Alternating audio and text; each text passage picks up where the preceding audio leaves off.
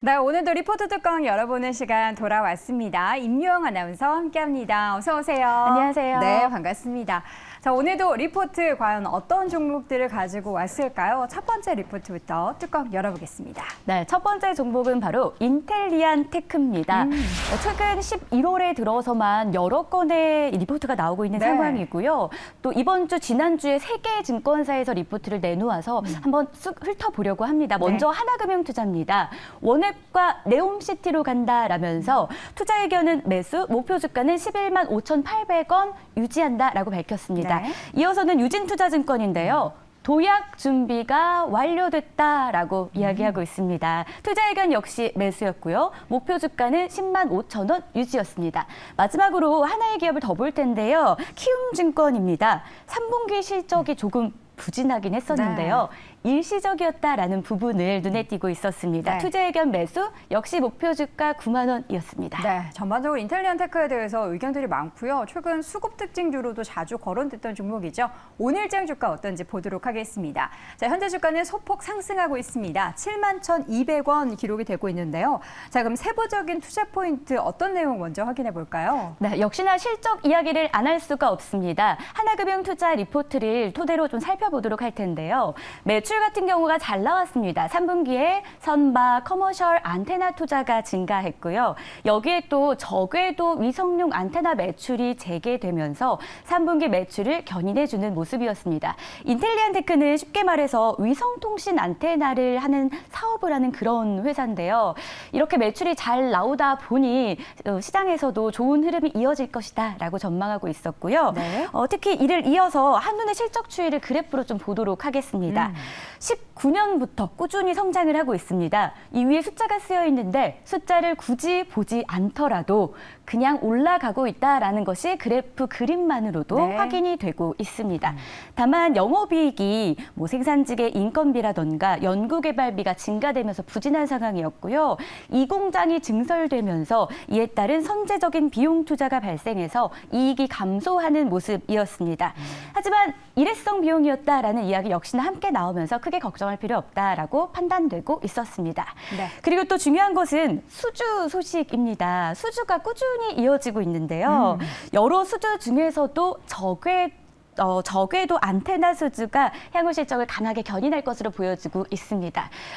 우주 인터넷 시대가 열린다라는 이야기가 나오는데요. 네. 이 우주 인터넷 시대라는 것은 결국 지금은 지상에 네. 뭔가를 설치하죠, 중계기 같은 거를. 맞아요. 땅 네. 속이나 바다 속에다가 네. 설치해서 기지국을 통해서 인터넷을 하는데 우리가 요즘 자주 보고 있는 자율주행 자동차라던가 에어택시, 6G 인터넷까지 먼 미래까지 바라본다면 네. 반드시 우주 인터넷 시대가 열려야만 한다고 합니다. 그러려면 이 시장을 또 잡아야 되는데 세계적으로 원웹이 이 시장을 강하게 잡고 있고 그리고 이와 손잡은 것이 바로 인텔리안이었습니다. 네. 이에 따른 기대감이 높아지고 있는데요. 원웹 이야기가 나왔는데 원웹하고 가장 또 주로 거래하는 거래사이기 인텔리안 테크예요. 오. 근데 이 원웹이 네. 네옴시티랑 또 연관이 있나요? 맞아요. 다 그래서 엮여있네요. 이 네옴시티발 기대감도 함께 안아가고 있는 모습입니다. 다음 장 함께 보시죠. 2030년까지 안테나 수주가 폭발적으로 이어질 것으로 전망이 되고 있습니다. 네. 주 거래사인 원웹이 네옴시티와 조인트 벤처를 설립했다라는 이야기가 나오고 있는데요. 네. 아무래도 위성 안테나 시장은 고도의 기술력이 필요하고요. 여기에 또 제한된 시장 환경 때문에 시장의 진입 장벽이 굉장히 높다. 네, 그렇게 평가가 되고 있어서 앞으로 향후 기대감도 높아지는 모습이었습니다. 네, 인텔리안 테크 최근에도 시장에 수급이 유입된 이유가 있었습니다. 최근에 주가 차트 함께 보도록 할까요? 최근 기관의 수급이 7거래 연속 유입되고 있고요. 앞서서 저희가 리포트 3개를 확인해 봤는데 그중에서 가장 높았던 목표 주가의 지금 괴리율이 60% 이상이 넘습니다. 추가적인 상승 여력이 그만큼 높다라는 건데 최근에 주가가 상승 흐름을 보이고 있습니다. 저점 대비해서 많이 올라와 있는 상황. 그래도 7만 원대 기록을 하는 부분은 아쉽기만 한데요. 왜냐하면 올 초의 주가가 9만 5만 원을 넘어섰던 주가의 움직임이 있었습니다. 물론 이보다 더 목표 주가가 높기 때문에 앞으로의 기대감이 그보다 더 크다라는 건데요. 인텔리언 테크 과연 네옴시티에 안고 위성 안고 얼마나 가는지 기대해 보도록 하겠습니다. 첫 번째 종목 함께 확인해 봤고요. 이어서 두 번째 리포트 뚜껑 열어보겠습니다. 두 번째 리포트는 게임주 선정을 해봤습니다. 네. 이 가운데서도 크래프톤이었는데요. 함께 보시죠. 다올투자증권에서는 4분기에 눈높이만 조금 낮추면 괜찮을 것이다. 네. 좋을 일이 많다라고 봅니다. 투자 의견 매수였고요. 목표 주가는 28만 원을 유지했습니다. 네, 오늘 전반적인 게임주 좋은데요. 크래프톤의 주가 확인해 보도록 하겠습니다. 현재 주가는 보합 기록이 되고 있고요. 22만 4,500원 기록이 되고 있습니다. 자, 투자 포인트 한 가지씩 좀 확인해 볼까요? 네, 먼저 실적부터 확인해 보도록 하겠습니다. 사실은 실적이 조금 부진했다라는 이야기가 나오고 있는데요.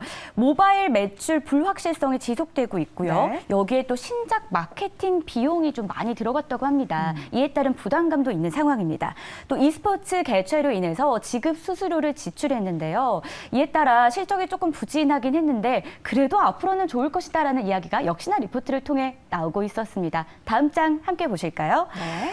자, 일단 눈높이를 조금 낮추자라는 얘기였는데요. 중국에서 게임 규제가 완화될 가능성이 높아지고 있습니다. 그래서 중국발 수혜 기대감이 좀 나타나고 있는 상황이었고요. 여기에 또 23년에 추가로 신작이 공개될 것으로 보여지고 있는데요. 내년에 신작이 없을 것으로 예상됐던 만큼 그 불안감이 좀 해소되는 상황이었습니다. 네. 마지막으로 12월에 신작 흥행에 대한 기대감이 나타나고 있는데요. 이 기대감 과연 어떤 게임인지 그림으로 함께 살펴보겠습니다. 네. 바로 칼리스토 프로토콜이라는 게임입니다. 자, 이 게임은 사실 청소년 불가라고 해요. 그림 보시는 것처럼 네. 조금 공포 게임이다라고. 무서워요. 네, 맞습니다. 그래서 청소년들은 할 수가 없는데 유저들이 그래서 아무래도 나이대가 제한이 있다 보니까 우려감도 나타난 바 있습니다만 보시는 대로 사전 판매 지표가 긍정적으로 나오고 있다고 합니다. 사전 판매 잘 되고 여기에 또 9세대 기기까지 플레이할 수 있어서 판매량 전망치가 450만 장까지 달성될 것으로 예상이 되고 있었습니다. 네.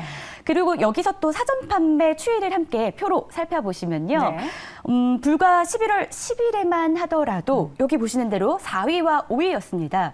그런데 이 사전 판매량이 12일 만에 2위와 3위까지 올라오는 모습을 볼 수가 있습니다. 네. 자, 마지막으로 크래프톤의 분기별 온라인 PC 부분 그리고 매출 추이와 전망 함께 보실 텐데요.